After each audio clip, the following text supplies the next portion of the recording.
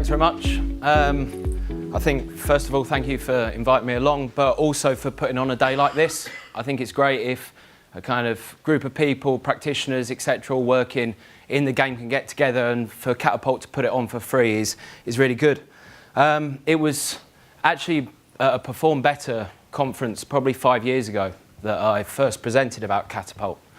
And I got a little bit nostalgic putting this one together, thinking about how much had happened since that stage with promotion from the Championship, the Great Escape and everything that's happened since. But I also had a little bit about me that thought, what the hell did I speak about back then? But I think hopefully I can give some better insights into some of the challenges we've faced and what we've had to deal with in the last year or so. I think first of all, it's been unbelievable, a remarkable experience for us, for our players to be put on a pedestal with the Manchester clubs there and the kind of top four. It really has been remarkable. I could probably speak about it for a lot longer than this half an hour slot, and there's certain things that we understand why things happened and what went well and what we could have done better since, but there's so much about it that's up in the air that we don't quite know, and certain things click, and like Tony was speaking about earlier with the culture and what's been built at a club. Now, that's something which is established at Leicester over the last 4, 5, 6 seasons. It's been built, it's been growing, and it all came together very nicely at the end of last season. But we then have to question about what's happened this year.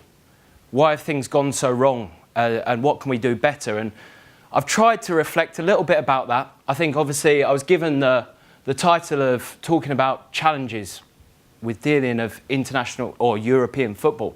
But I don't want it to be all about that. Of course, I will try and highlight some of the things that we've faced due to travel, pre-season, in-season, etc. But I think for anyone in this room, we're all going to face similar things to this.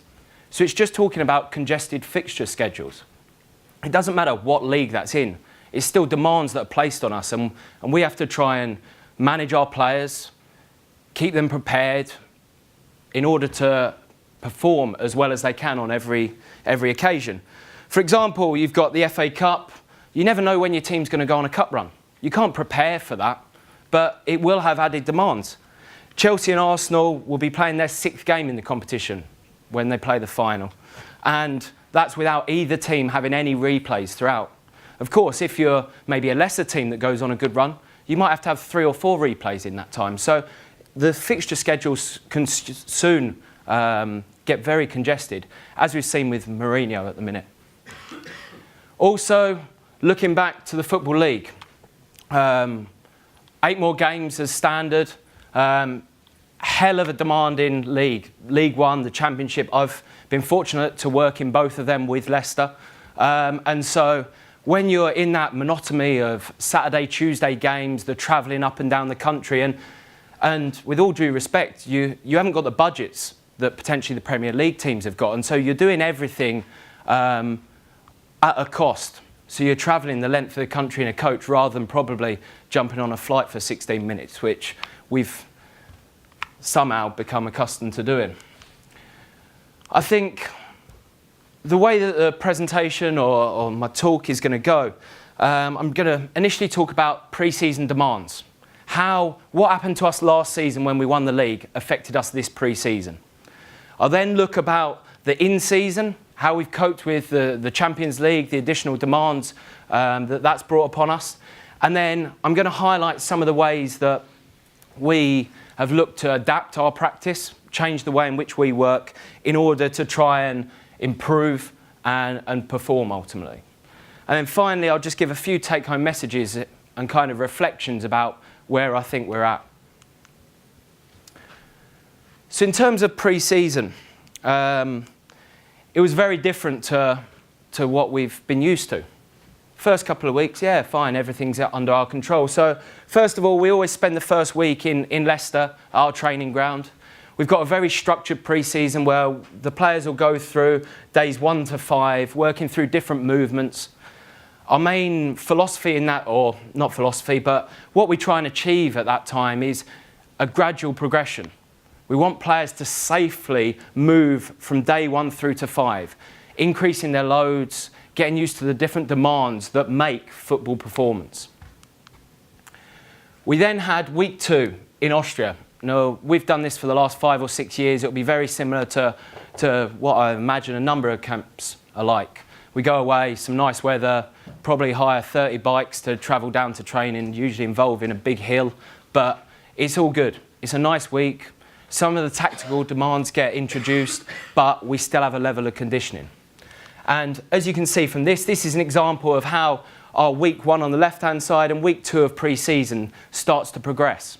You've got at the top there the heart rate graph, looking at 75 to 85 and then 85 and above. So you can see not only are the durations of the sessions probably getting longer as we work through the 2 weeks, but also the intensities. We can see that ratio of the higher heart rate zones just coming into their own. Likewise, in terms of the speed zones that we can look at here at the bottom, we actually work the players very hard on day 2 of pre-season. But ultimately, we work on the basis that as long as we've given them a good off-season programme, they should be ready for that. They're also at their freshest at that stage. And so as the week goes on and fatigue sets in, we start to control the movements a little bit more. Week 2 comes and we can start to introduce some of the higher, the sprint zones, the 90% plus, etc. But it all becomes a bit more variable. Now, it was at this stage where things all got a little bit different for us.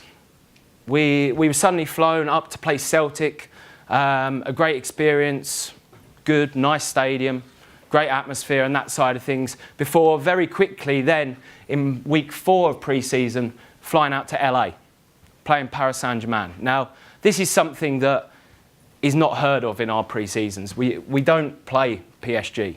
We're not put on that level, but all of a sudden we had to. So we were dealing with a long flight out to LA. Of course, with that, try and encourage the players to sleep, get some naps during it. We're trying to adjust the body clock as much as we can. But at the same time, we need them up and about on the plane. We need them moving. We need the blood circulating and try and be in as good a place as we can be when we land. Of course, hydration strategy is important with the weather, etc., but also getting over that long-haul flight and loading the players up with some probiotics beforehand. I think that's fine and that's all quite easy to do, but then you suddenly chuck in all the different time zones. So if you pick up a book, a journal, whatever, and you start to look at performing in different time zones, they'll all recommend that you potentially have a day per time zone you go through before starting to entertain even doing anything at that high intensity. Now, for any team that's doing these pre-season tours, and we're not the only club that do it, there's hundreds of clubs, or lots of clubs that have done it year on year, but you're expected to go out there and train straight away. You have to get very quickly up to speed and then be ready to perform against a team that's of a different level. The way we had to deal with that was we tried to control as much as we could. So when we were out there, we did get out on the grass fairly quickly the day after we landed, but it involved more technical sessions, a little bit of tactical in those first kind of 48 hours. And then as we moved in, we started the conditioning work, but it kind of took a little bit more of a controlled aspect where the players, if they were in that kind of zombie zone where they've just landed, not quite sure exactly where they are, we weren't asking them to take on too many different stimulus at once. The final week of pre-season, having landed back from LA, I think we were in the country for 24 hours before then going out to Stockholm. Now, if there's anything you definitely don't need when you're tired, jet-lagged and coming towards the end of your pre-season is to play Barcelona. They were unbelievable. But again, a great experience and we really can't complain about it. The final stage of the pre-season that again made it very different was we were playing in the Community Shield. So we played Man U at Wembley. And what that means is that was our final pre-season game. So whereas usually you set up your pre-season starting probably around the 1st of July and work yourself through 5-6 weeks leading into the start of the Prem, all of a sudden here we needed to be ready a week before that and deal with all this travel and the jet lag, etc. So it was a demanding time. This, obviously, again, LA, staff, players, we all enjoyed it, and it's experiences that we really can't complain about. But I think this schedule that's coming up now will just give you an idea about how we work through some of those different demands that are suddenly placed on the players in terms of it's time away from their families. They're suddenly going on these long spells away, coming back in, going into a different area. We're also dealing with different training facilities. We're not able to get a recce on some of these places out in LA like you would do when you just pop across to Europe. But all of a sudden you've got different challenges. We're trying to put on strength sessions and ultimately develop strength in this initial pre-season period in order to be ready for the start of the season. But it's quite difficult. We also saw that our game exposures were very different to in the past. So this is the pre-season minutes played from last year, 15-16. So what you see from that, okay, well, Wes Morgan is through the roof there. He was away in the Copa America playing for Jamaica at the time. So if we rule him out, when you look through the rest of them, we can start to see that, okay, everyone's in and around the same match exposures. Not particularly high, if you look at the number of minutes played along there throughout the whole of pre-season, but everyone's been exposed to pretty much the same game time. We start off with our in-house games in Austria, the 2 blue boxes at the bottom, and then as you'd expect, or maybe the literature would suggest, etc., and the plan that people work to, we look at 45s, maybe 60-30s before progressing into your 90s towards the end of pre-season, and then you start to hope you're ready for the season. However, what we saw this year was, because of the type of opposition that we were playing, PSG, Barcelona, etc., we suddenly found ourselves 2-3-0 down at half-time. Now, what that means is we're on Sky, we're on BT, etc. Now, no one wants to get absolutely battered. So whatever plan was in place before that game about the number of minutes players were going to get, etc., that went out the window. We had to change, we had to adapt. We knew the pre-season was going to be demanding, and so we'd actually altered our in-house games at the beginning. We'd up the levels a little bit in order to get some more minutes into our players before we went into week 3. But what you start to see here is we have a huge range when you look through our squad in terms of these players at the top end, probably more of the household names from last season compared to some of the other players that are really lacking game time. You can also see certain positions. For example, our wingers in here, in Musa, where apart from the 2 blues, he's played 30, 45, 45, 45. Again, another winger, 45, 45, 26, 45, 45.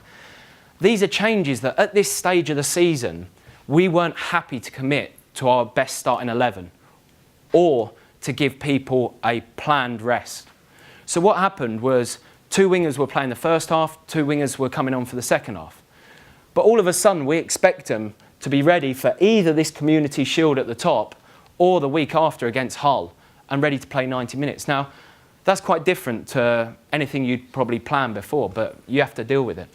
We had Vards and Andy King, who'd been away at the Euros, only met up when we were out in LA in the 4th week. And so again, trying to get them acclimatised to the squad training was quite difficult. How does that look in terms of some of the GPS data? So rather than just looking at match minutes, etc., well, as we know, probably duration is fairly reflective of total distance or vice versa. And that graph certainly shows that. Again, so some quite high values ranging down to the lower end. When we start to look at the high speed threshold, so yellow being high speed, very high speed orange and red sprint, we can see it becomes even more exacerbated across there. And so the players that aren't getting those game times and those exposures to high speeds on the match pitch, suddenly we need to be able to top them up. That's what we'd usually do. We'd accommodate that in training, but all of a sudden, because of the long flight, etc., you can't just start putting on a really expansive session the day after you land in LA. And so this was a real challenge that we had to deal with going into the season. Now, that does lead me on to the in-season. Again, do I think pre-season had a massive effect on the way we started this year? Probably not. As much as you've got there, I think our players were able to cope with the demands of it. It just didn't quite happen for us. But this was the other side of it. So the European football, what we're dealing with in a different competition. Again, these are the clubs that we played. We were quite fortunate in terms of nobody too far away. We didn't get, I think it was Rostov or somewhere where we were looking at it and different time zones and long flights that we'd be dealing with. But we were quite fortunate. As we go through in here, some of the considerations that we had in and around this was, okay, the time of the flight. So when in the day were we going to fly? How long the flight was, and also that return journey after a game. Sometimes it's not as easy as just hopping back on the plane and you're suddenly there. The type of plane, the aircraft that we were travelling on. What was the provision going to be? Were we taking our youth team with us as well, that were also competing as part of the Youth Cup out there as well? And so, again, that's all going to have a major impact on travel times and comfort, ultimately. And then finally, again, the hydration strategies, but also the minute we land, can we try and get food? Rather than dragging the day out, a lot of travelling on the plane, in the coach, and then expecting players to go and train when straight away. Now, in terms of the way the Champions League works, you always, when you're going away, you'll always train at the stadium you're going to play at the day before. Great sessions. They're the best sessions you'll ever do. First of all, you're in a lovely stadium that you've never been to before. The weather, for us, we were quite fortunate again, went to Spain, Portugal, etc. The weather's always nice, certainly much better than it is here in the Midlands. But at the same time, the session takes care of itself. There's nothing to plan. You're limited to an hour, so there'll be UEFA delegates there kicking you off the pitch if you go a second over. So what that means is time is of the essence. We have to be slick in what we do, and we have to make sure we progress through quickly. The other factor with it is that ultimately you're in your opponent's stadium. Now, they're all going to film it. You're not allowed to, but they'll have cameras, or one of their assistant managers will be dressed up in a steward's outfit, standing in the stand. So from that point of view, you don't do any set plays, you never do any tactics. So what it ends up being is we go out, we do a warm-up, quite a generic warm-up, because ultimately you're on your match pitch, you're going to play tomorrow.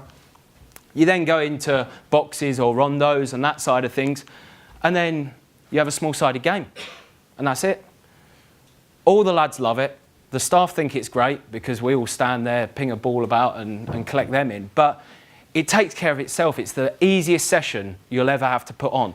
And so if a coach ever says to you that he can't work within those demands or needs a specific plan, they can do it. We work to it at other times. So then when we come back to our training ground, why do we suddenly need so much longer? I think the other thing to bear in mind in terms of, we always train at the time that we're going to play at the following day. Now, why do we do that? Well, you start to see here in terms of the different stadiums. This is our first game progressing through. You start to get an idea of the lighting, the floodlights, etc. Your defenders can finish off the session doing some headed clearances, etc. So starts to understand how the floodlights are going to play the night after. Also gives you ideas of humidity, etc. like that.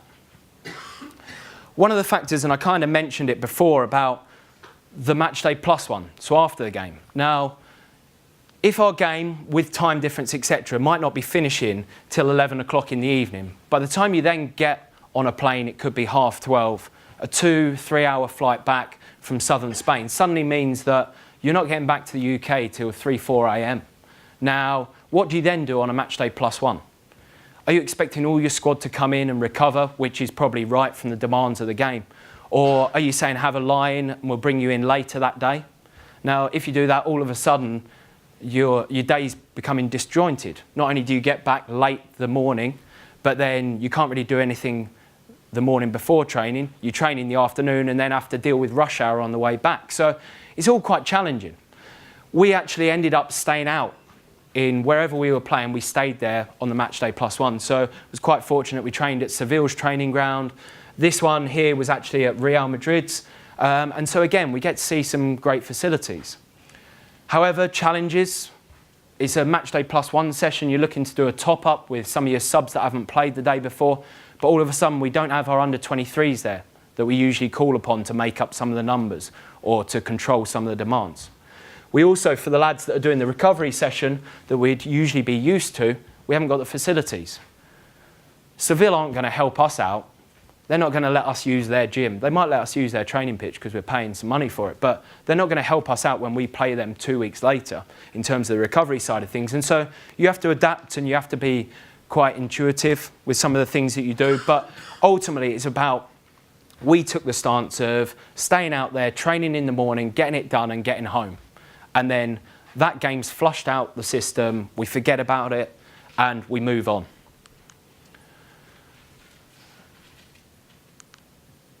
So we've spoken a little bit about some of the training side of things and alluded to a little bit of the games, but how did that actually affect our schedule?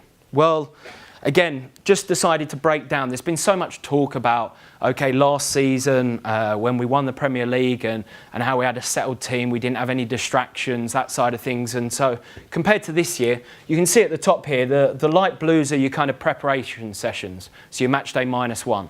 The dark blues are your match day. So immediately we can see that this season we've had to spend longer preparing for and playing in games. With that said, last year where we didn't have as many midweeks, we could afford a little bit more time to recover. We delayed some of the training sessions that we were doing just to give the lads more time. Why take the risks in taking the players out and putting them through a session if ultimately we don't need to? However, when you're thinking about your adaptations, your conditioning levels, building resilience, etc., we suddenly start to see that all of those factors really cut into the time that we have available to us in order to train our players at a good intensity. Add to that your strength, your power sessions, etc., it suddenly becomes quite difficult in order to manage.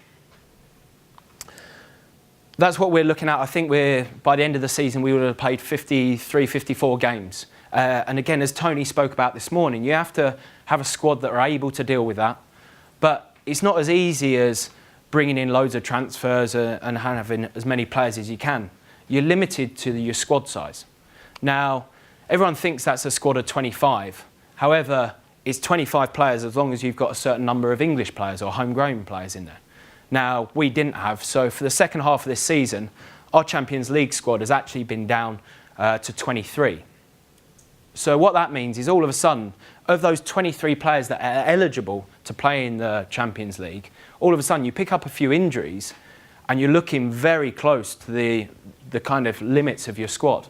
And so it's not as easy as, oh, well, we'll rest players for this game and we'll bring them in for this one. It can be quite tough.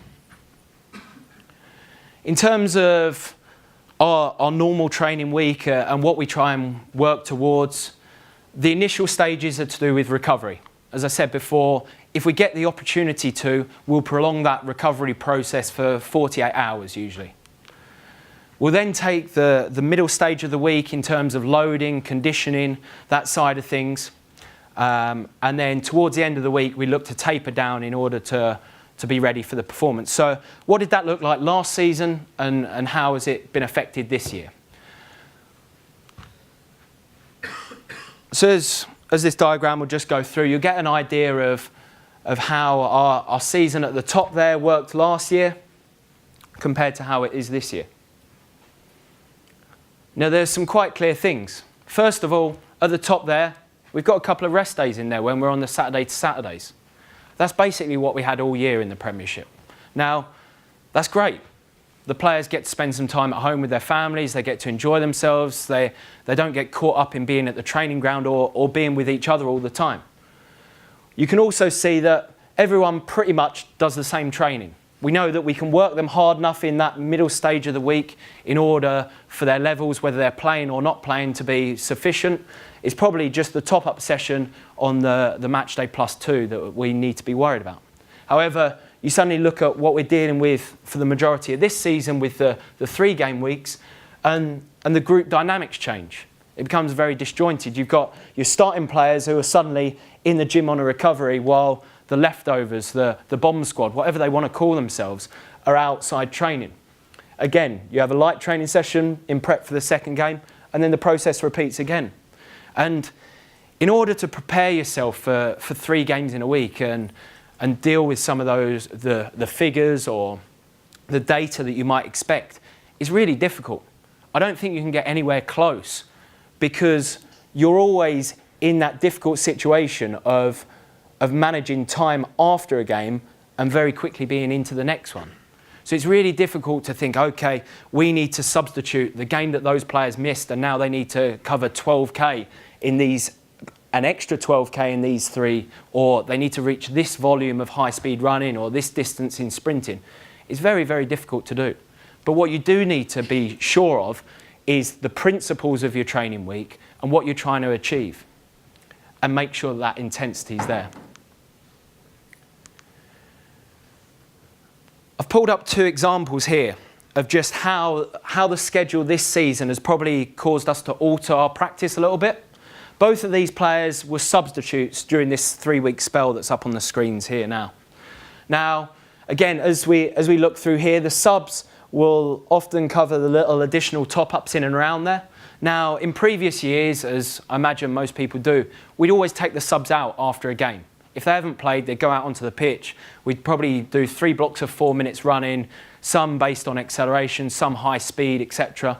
So they'd get a fairly short and sharp, but good conditioning here.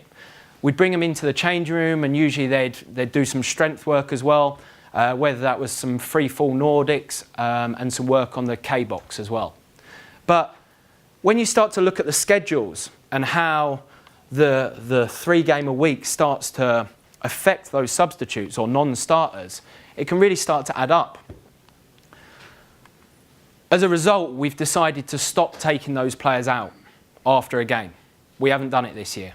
Now, the reason for that is we're often in the next day, so they don't often have the day off. And again, going back to the original kind of periodisation of our working week, a lot of what we believe in is having a day off in between the 2 hard sessions of the week, but also allowing us enough time to recover and taper down for the game. Now, you can see these schedules that the players are in. When they've been coming on for 10, 15 minutes in these games, all of a sudden, Kingy here, when he's gone into, this was a League Cup game that actually went to extra time, so he's played 120 minutes there. Before that, he'd had a spell of accumulated days. Same with Damari in here, he only played 90 minutes in then, but before that, he'd kind of been training for 9 days before that. Again, it doesn't look a lot there when you consider these sub-appearances in terms of total distance, they look quite small.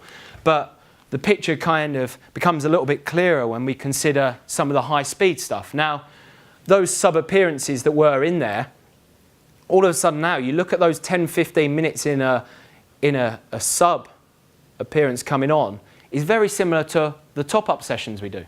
Very similar to the normal training sessions we have. And so all of a sudden, we can't just disregard that and expect the players to play all the way through. And then suddenly, when they're called upon, whether that be having been out the team for a month, whether it's 2 months, etc., be fresh and ready to give it their all. One of the things that I think was really important this season, and especially with Claudio when he was the manager, being a foreign coach and in terms of lost in translation, etc., I think it was really important that the coaching staff, the manager, the sports science, the medical team, we all met every morning and we were really clear on what we were trying to achieve in training. We had a good training plan and understood which players needed what. And so that was vitally important. But what we also tried to do is review training, as everyone does, but in order to give him a little bit more information in and around how the training session compared to what we normally do. So in this example, on a match day -1 there, what you can see here, these are red alerts for each of those different parameters there. And so that's just telling us that, okay, we've maybe overcooked that a little bit. Now, that's fine if that was the pre-plan, if we knew that's what we wanted to achieve. But all of a sudden, if that happens 2 or 3 days in a row and we're going into another big game, then we need to be a little bit careful of it. Likewise, they'd come up with green boxes around them there if we were undercooking it, if we were cutting the session short and not achieving exactly what we needed to. Just got a little bit more data now. Again, I think it's difficult when you're here at a Catapult conference. I felt as though I needed to show some of our data. No, it's really difficult. Everyone does things differently. Everyone looks at different parameters. Their training week will be set up in different ways. And I don't think there's necessarily any right or wrongs. It's more about what's right in your situation. I will go on to some of the practical things of how we tried to change our work off the back of this information. Now, in here you can see the high loads of the games, and in between relatively low kind of just maintenance sessions, just giving the players, the starting lads, a little tickle really in between. Obviously, like I said earlier, when we look at that week on weeks, that's the same spell, just rather than having the daily, we're looking at the loads on a weekly basis. Now, I think it's so difficult to get anywhere near these values for players that are out of the team. And that's been one of the biggest challenges of, if we were to get an injury for one of our centre-halves, how are we making sure he's prepared, or somebody that's been out of the team, hasn't had those match exposures, to go in and suddenly perform and stay in the team and not get injured. Now, this is a busy slide. It's a little bit data heavy, but I thought I'd give it a go in terms of a representation. Now, what we've got here is across our training week. So like I've spoken about, the red days, which are early on, the yellow days, which are the conditioning, and then the green days in our taper towards the end of the week. You can see whether it's match day, +1, etc. at the top there. We've also got the different groups of players that we're now dealing with. We've said that our squad suddenly gets divided this season. We're dealing with starters and non-starters, and so you can start to get an idea how on those specific days the demands are different for those two groups. Total distance, okay, when you probably look through, apart from the beginning of the week here, where we're talking they have the day off, definitely the day after the game, and then do relatively little the day after. But apart from that, total distance is fairly similar. We can also see when we look in at the durations. Now, apologies, these don't line up maybe perfectly, but when you look through that, it probably resonates a little bit with what Tony was saying earlier in terms of we don't necessarily train for long durations. This is working time, drill time. Now, they're all in and around the hour mark, apart from, again, the starters early on in the week who are doing very little, a kind of moderated session. But we do expect an intensity to be there. So we can start to progress through, and this is for high speed. Okay, so how do things change? Well, again, there's slightly bigger differences between those starters who we've been very cautious with early in the week compared to the non-starters a little bit further on. But again, maybe high speed isn't good enough at distinguishing some of these parameters for us. Ultimately, your sizes of areas and different drills don't have to be that different in order to reach some of these thresholds. But as we move further on into very high speed, this is on the same axis as it was just a second ago, hence why the very high speed has dropped down a little bit. But we can start to see later on in the week, we're starting to get starters and non-starters with some of that very high speed distance. And also early on in the week, for those lads that aren't playing, using some of the very high speed, those kind of essential qualities that the players need when they go into a real explosive modern day football, getting that into them. And then finally, a similar idea in terms of the sprinting. Yep, we don't want our starters 48 hours after the game doing anything like that. We want to protect them from that point of view, take them out of that risk zone. But later on in the week, that's what we really want them to achieve. And we're not just looking at necessarily the sprint zones, but we'll be looking at number of exposures above 90% as well. Now, in terms of that's the different days, I think I'm just going to really quickly break down our two main conditioning days. So that match day +3 is predominantly based around 6v6s. Match day -2 is box-to-box 11v11. Now, slightly bigger areas when we're in on the box-to-box allows the players more room. They tend to get through those speed zones a little bit better, as you saw from some of that data. We'll also do our peak speed running at the end of training to tie in with some of that. Now, again, taking the screenshots from open field here, what you'll start to see is, okay, warm up, matching up pretty similar. Possession initially, very similar. And again, working time of these games overall, very similar. So durations, there's hardly anything splitting them apart. But what we do start to see is the actual physical demands in those sessions are very different. Now, just briefly, these are, if we were to take our averages and kind of take them to 90 minutes, so it's a game equivalent. If we were to do 6v6s for 90 minutes, that's the distance we'd cover. If we were to do a box-to-box for 90 minutes, that's the distance we'd cover. Now, okay, when you look at that, there's probably not as much difference there as maybe some of you would think. I would have thought the distance would be much higher in the box-to-box, but at the same time, you've got the fact that in here, there's no hiding place. Players are always involved. Whether you're a centre-half, whether you're a winger, whether you're a forward, you're always in the game. You need to get to the ball first before your opponent. You need to get a block in. You're taking someone on. You're always involved. Whereas in here, all of a sudden, this left back goes on an overlapping run up here, and this right back can relatively relax. He just gently pushes up to the halfway line. It's a training game. It's box to box. So I think that's where some of the demands get skewed a little bit. We can then look into the high speed and the acceleration and deceleration side of things. So clearly, the additional space in the box-to-box game allows the players, it gives them the opportunity to reach those higher distances or higher speed zones. And then likewise, what we see in these games where you're always within touching distance of your opponents, you start to have a few more presses. That intensity that people talk about of drills is there. Now, why does this matter? Why is this different for us now? Well, when you think back to our training week and how it was before, and what we were kind of saying with the 3-game week, what we found this season was all of a sudden we were missing out on this. There was no real occasion for this to happen in the working week. Now, last year, this had been massive for us. It was our main conditioning day. The players enjoyed it. It was competitive. They'd have 6 games in there. They'd work through. They always wanted to win. There's a record of who's been on the winning team the most, etc. So it was a great day. However, it happens on the day when we have games. So how have we kind of dealt with that? Well, rather than being fixed in our ways and really rigid in our approach, we've now taken the matchday -2 session with the start or with the non-starters becomes a combined session. So we start to now do half 6v6s and half box-to-box game, trying to give the players a stimulus of some of those high-speed runs, but also giving them the intensity, the competitive element, and also the fun of the 6v6s. It was something that we probably acknowledged as staff, and we were trying to work out how that was best portrayed in the data.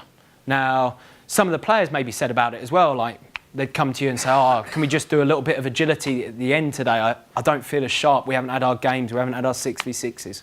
And it is something that you hear. And so it was important that we not only saw it with our own eyes, but also tried to put some objective information to it. So, okay, looking at repeated high-intensity bouts, it's been used in rugby and other sports like that. But ultimately, when you look through football and some of the sessions that we have, these numbers are relatively low.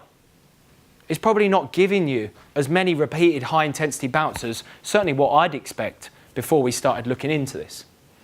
We've then started looking at some of the high-intensity or explosive efforts. Now, this is looking off IMA data at those high acceleration and also high change of direction. And this start to look a little bit more interesting. It's something that we're looking into certainly in terms of the players that, from the coach's perspective, that he thinks are those high-intensity players that are always pressing well, that are involved in the game, that are giving their all. All of a sudden, we start to see that in some of this data here, with these players being exceptionally high. On the other end of the spectrum, those players that are centre-halves that probably don't have to do as much twisting and turning, as much accelerating, are slightly lower. But that's something we're looking into off the back of kind of what we've seen. So I think that leads on, again, that's how we've changed our matchday -2 session during those 3-game weeks. But I just wanted to kind of finish up with a couple of other ways in which we've changed our practice off of what we've seen. And it's probably a little bit more practically than data-driven.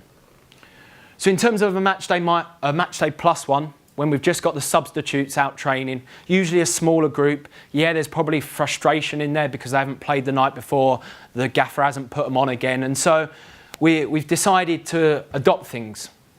We wanted to change our approach a little bit. I'd say in terms of warm-up wise, as a club or as a department, we view warm-ups as a conditioning element. So there's a good intensity to them. We always usually finish off with 3 competitive races as such, and we very quickly want the players to get up to speed with that. It's by no means a token 10 minutes at the beginning of the session where they go for a jog and a stretch, but there is a conditioning element. Now, what we've decided to do is change it slightly. We've tried to include the ball a little bit in there. Now, that was to reduce monotony of training. Again, when you look through any overtraining literature, etc., they'll always talk about this monotony of training, always doing the same things. It progresses, it gets too much for you, or your body kind of shuts down with it. And so that was part of it. But at the same time, we also thought, because of the schedule we're now working with, where we're in every day and we do have all these games, very quickly these substitutes are going to get pissed off with us and bored of us, but also bored of going through the same things. And so we just tried to change it a little bit.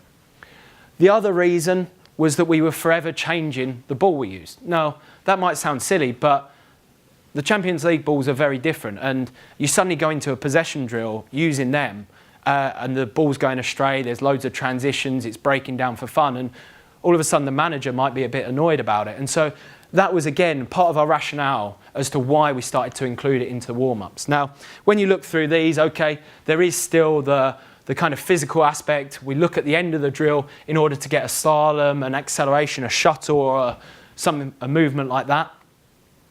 Now, yeah, these are ex-Premier League winners, and when you look at the quality of some of the ball work, you might question it, but I think we've seen it as a good thing. They have to engage, they have to be stimulated a little bit more. It's quite unusual for them to not only think about where they're passing a ball and where they're receiving a ball from, but also the movement they're going on to.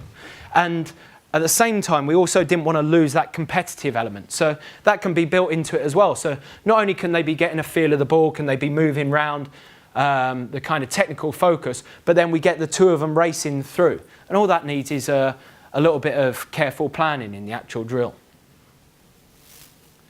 Now again, this only happens when we've got a smaller group, usually on a +1. Another way that we adapted things, well, on the matchday -2, in the past we'd always, because we're going into our bigger pitches, bigger distances, we'd always do hip mobility, trying to open up the hips, get a little bit more range in the stride, etc. But what we found this year is that our windows of opportunity were a little bit less.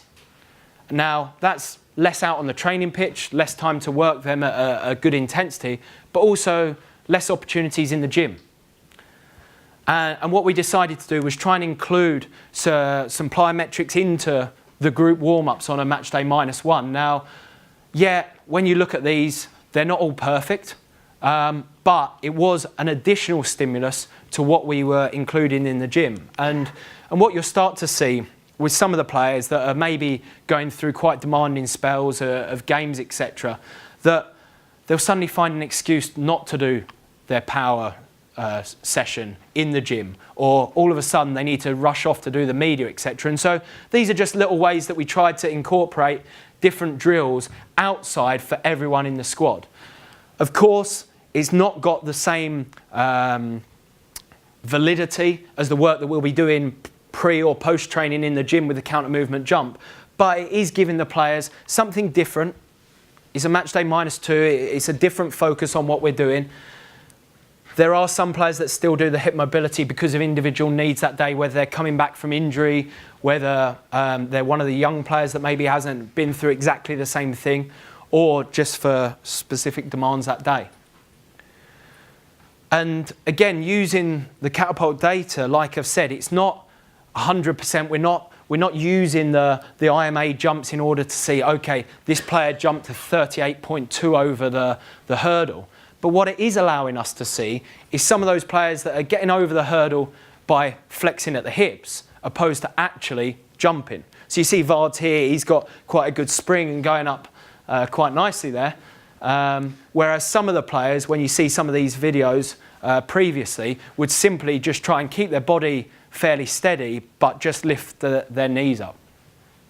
Again, we try and finish with a horizontal stimulus in there. Again, slightly competitive. The lads are competitive. They've got that in their nature. They're working through, and again, just different stimulus that we've tried to build in this season into the warm-ups.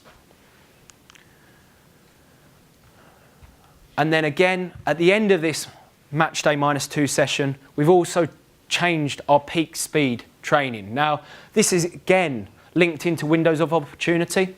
We thought if we're not able to do the peak speed training as much, then we need to get more bang for our buck. We changed the distances slightly. We gave the players slightly different cues. And so what we were hoping to achieve from it, and what we have seen, is that players are now getting up above their 90% earlier in the rep. That means they're spending longer at 90% in each rep, and then we can start to really push them through and give them the best opportunity of getting up close to their top speed. And that's something that is kind of ingrained in the culture at Leicester that we've got. We'll do personal bests with all the different things that we're doing, and we had Robert Huth came to us the other day. Now, you might be thinking, okay, he's 30 plus, he weighs pretty much 100 kg and is a centre half, but it was the week after we'd lost to Atletico. So again, all this nature of our players might be on the beach or their heads are elsewhere. Now, he came into training after a couple of days off and was like, right, I'm going to beat my top speed here. I'm going to get up there. I'm going to get a 9. And sure enough, he went out there and he did it a week later. And he's come to us again the other day and said, right, get ready for Thursday. I'm going to get a 9.1. Now, again, this is, whether it's for the data, whether it's the difference between a 9 or a 9.1 using GPS, okay, maybe isn't the be-all and end-all. But what it is doing is it's changing behaviour. And so this is, again, ways that we're just trying to give the players the best opportunity of achieving their peak speed. Now, have our strategies worked? Probably not all of them. Maybe some of the in-game hydration hasn't worked, and I have to apologise to TG's at the back of the room there. It was under instruction and I probably should have taken the flak for it. But ultimately, I think there's a lot of things this year that have gone well. It's difficult to tell though. It's very difficult to judge our performance as a sports science department and how have we achieved, how have we dealt with the demands of the Champions League. Now, if you'd asked me 2 months ago, I would have been worried. I would have said, I don't know about this. We were really struggling. We were 17th. We couldn't score a goal, and we were looking down and out. Obviously, there's been a change since then, and this is these are our last, 9 games? And so all of a sudden, you look at it and you think, okay, well, we've got to the quarterfinals of the Champions League, which was great. The players did extremely well, but also the demands that's happened early in the season. Have we managed to look after the recovery and what the players are doing in training so that we can also look to finish the league fairly strongly, and I think we've done that. Again, throughout the season, or probably last year, a lot of people were saying about, okay, Leicester won the league, it's because of player availability, they were strong, they used the same 11 players all the time, and that was great, and we got a lot of credit for it, but at the same time, that's by no means the reason why any of that happened. It's a collective thing. And at the same time, I wouldn't say the reason why we went on a bad run was purely down to that. What we will try and do is look at our squad availability in order to try and give ourselves an insight of what we're doing now. Jan Ekstrand has worked on numerous UEFA studies looking over a number of years about the training availability and match availability. And so, again, we'll start to track that. And as long as our solid blue line is above the Champions League average of the dotted blue line, and likewise for the orange, then we're fairly happy with achieving what we've set out to do.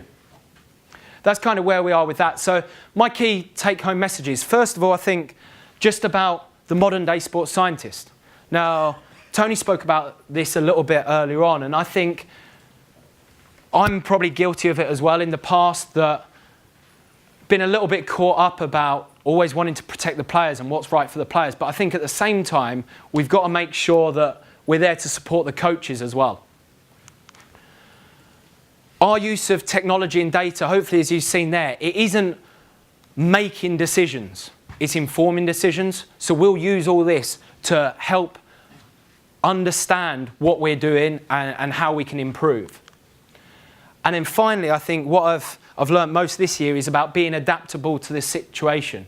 And in the modern game, whether it's the players you're dealing with, the situation you're in, the environment, the club, etc., you've got to be adaptable and proactive in order to understand exactly what your players need.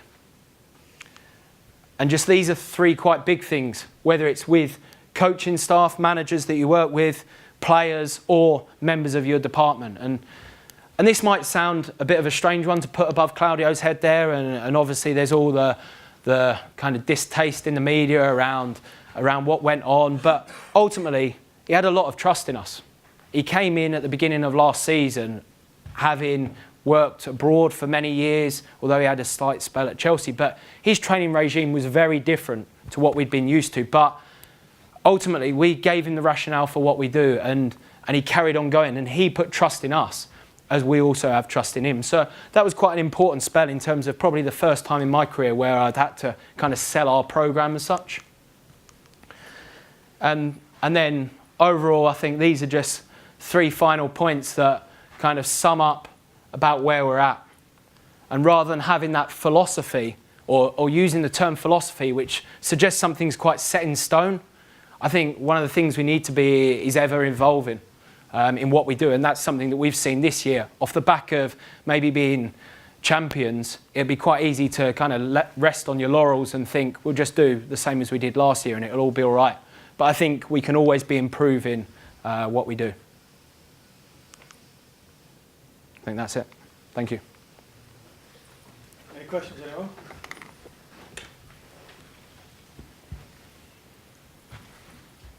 Yep. Matt, thanks for that, that's great.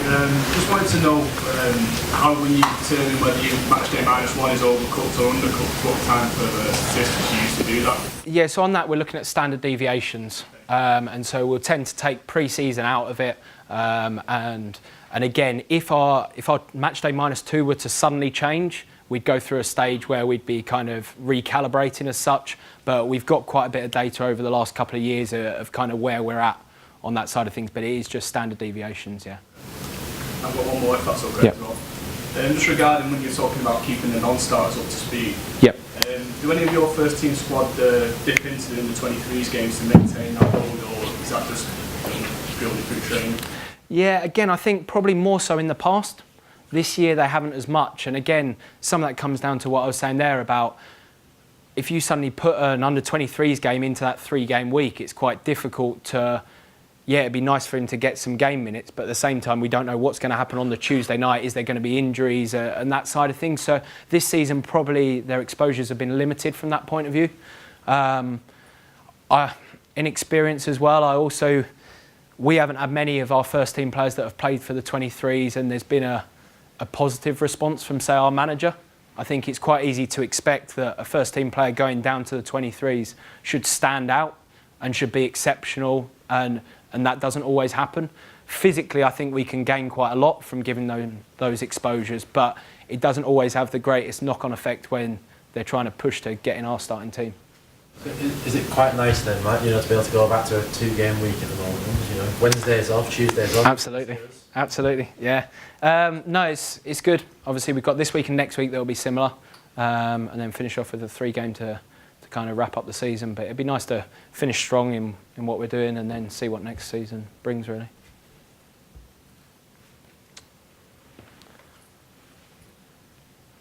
Yep. In the Championship, you had a lot of Tuesday games. Yep. And you had Wednesdays off back then, and when you won the league, did you follow the model of having Wednesdays off? Yeah, well? yeah. How much is having the cryotherapy units kind of put pressure on you to come home the next day to utilise that facility this season? Yeah, I wouldn't say that's been the driver behind it at all. We'd used the cryo initially in the season we got promoted. We had it on a couple of occasions then. We then got it full-time at the beginning of last year. And yeah, it's another tool amongst the recovery process, and probably in those designated recovery sessions we'll enforce it on the players. Throughout the rest of the working week, It's at the player's discretion. Some of them like to use it as a recovery method to try and get rid of some of the stiffness, help sleep, etc. Some prefer it at the latter stage of the week as a kind of performance enhancer. They feel quite refreshed after it and that side of things. We've actually got one down at the stadium in the changing room, which is slightly different but a similar concept. So that's by no means the reason why we've brought them in.